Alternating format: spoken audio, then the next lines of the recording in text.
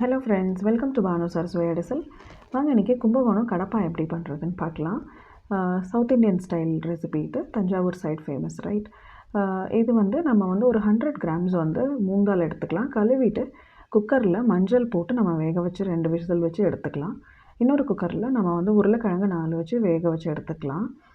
இப்போது 2 பெரிய வெங்காயம் நான் நறுக்கி வச்சுருக்கிறேன்.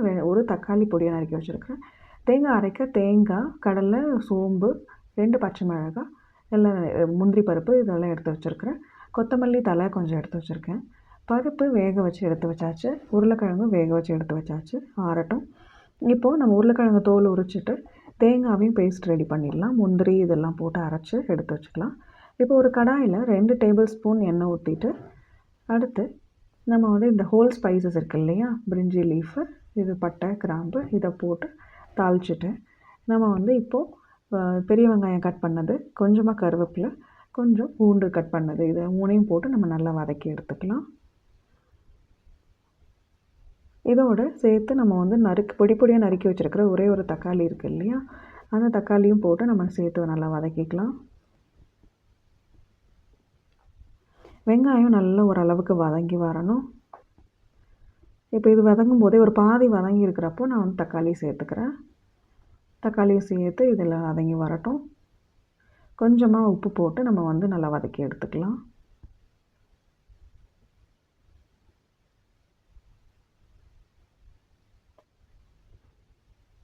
இது நல்லா வதங்கிட்டு இருக்கிற சமயத்தில் நான் தேங்காய் பேஸ்ட்டை ரெடி பண்ணி அரைச்சி எடுத்துக்க போகிறேன். தேங்காய் அரைக்கிறதுக்கு தேங்காய், முந்திரி பருப்பு, பொட்டுக்கடலை, 2 பச்சை மிளகாய், இது முந்திரி பருப்பு இதெல்லாம் போட்டு சேர்த்து நம்ம போட்டு அரைச்சிக்க வேண்டியதான்.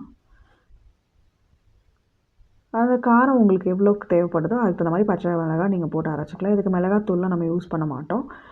இப்போ தக்காளி வெங்காயம் வதங்கின சமயத்தில் நம்ம இப்போ வேக வச்ச மூங் தால் இருக்குது இல்லையா, அதை நம்ம இதில் சேர்த்துக்கலாம் தண்ணியோடு. இது சேர்த்ததுக்கப்புறம் நம்ம உருளைக்கிழங்கு தோல் உரித்து வச்சுருக்கிறோம். இப்போ அதையும் நம்ம எடுத்து இதில் போட்டுக்கலாம். உருளைக்கிழங்கு வேக வச்சதை ரொம்ப குழைய வச்சு பிசைஞ்சு வச்சிடாமல் நம்ம ஓரளவுக்கு 1-2 கட் பண்ணி போட்டு இதில் கலந்து விட்டுக்கலாம். நம்ம கரண்டி போட்டு கிண்ட அது இன்னும் கொஞ்சம் உடையும். இப்போ ஓரளவுக்கு தேவையான உப்பு ஒரு 1/2 டேபிள் ஸ்பூன் போட்டு அதை ஒரு கொதி விடுவோம். நம்ம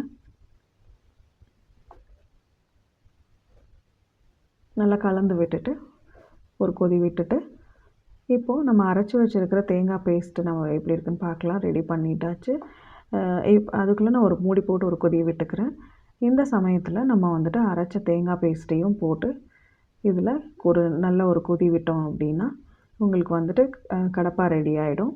இதோடு நம்ம ஃபைனலாக கொஞ்சம் கொத்தமல்லி தலையும் தூவி நமக்கு எந்த அளவுக்கு தண்ணி தேவையோ அதையும் போட்டு நம்ம உப்பு பார்த்து அந்த டேஸ்ட்டுக்கு தகுந்த மாதிரி உப்பு அட்ஜஸ்ட் பண்ணி நல்ல ஒரு கொதி விட்டு இறக்கணுன்னா உங்களுக்கு கும்பகோணம் கடப்பா ரெடி ஆகிடுங்க. இந்த டிஷ் நல்ல இட்லி, தோசைக்கெல்லாம் நம்மளுக்கு நல்லா செட் ஆகும். எப்போவுமே சாம்பார், சட்னின்னு நம்ம வச்சுட்ருக்கிறதுக்கு பதிலாக இந்த மாதிரி நீங்கள் ஒரு தடவை வச்சு செஞ்சு சாப்பிட்டு பார்த்தீங்கன்னா உங்களுக்கு அவ்வளோ டேஸ்ட்டாக இருக்கும். சுட சுட வச்சு சாப்பிட்டு பாருங்கள். எப்படி இருக்குன்றதை செஞ்சு பார்த்துட்டு கமெண்ட்ஸில் சொல்லுங்கள். வீடியோ கீழே வீடியோ பிடிச்சிருந்துச்சின்னா சப்ஸ்கிரைப் பண்ணுங்கள், லைக் பண்ணுங்கள், ஷேர் பண்ணுங்கள், சப்ஸ்கிரைப் பண்ணுங்கள். எல்லாருக்கும் உங்கள் ஃப்ரெண்ட்ஸ்க்கெல்லாம் ரெக்கமெண்ட் பண்ணுங்கள். மறுபடியும் உங்களை அடுத்த ரெசிபியில் சந்திக்கிறேன். Thank you.